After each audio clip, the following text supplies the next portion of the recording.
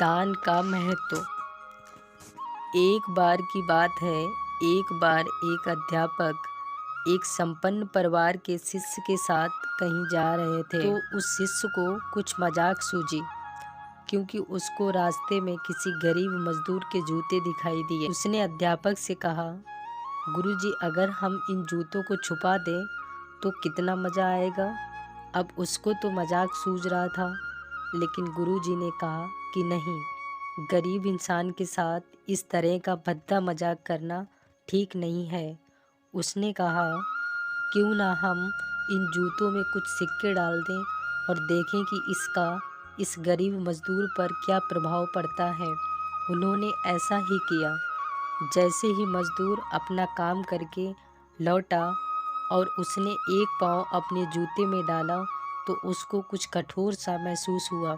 उसने अंदर हाथ डाला तो उसको कुछ सिक्के दिखाई दिए। वह थोड़ा आश्चर्य में पड़ गया। आसपास किसी को देखा तो कोई भी दिखाई नहीं दिया।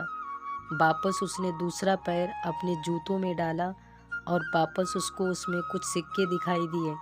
अब दोनों जूतों के सिक्कों को उसने अपने हाथों में रखा और प्रभु की तरफ इशारा किया, हे प्रभु, पता नहीं किस भले मानुष ने यह सिक्के मेरे जूतों में छिपाए हैं, लेकिन जिसने भी छुपाए हैं उसको मेरी दुआ है, ताकि इन पैसों से मैं अपने बच्चों और अपनी पत्नी के लिए कुछ खाना और दवाइयाँ ला सकूँगा। और इतना बोलकर वह चला गया।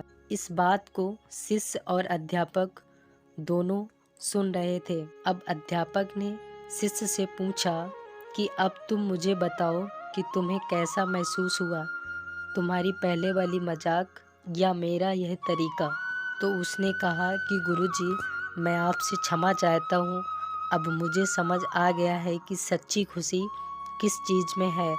जब हम किसी की मजाक उड़ाते हैं तो हमें कुछ पल को आनंद मिलता है, लेकिन इससे हमें बद्दुआ मिलती है।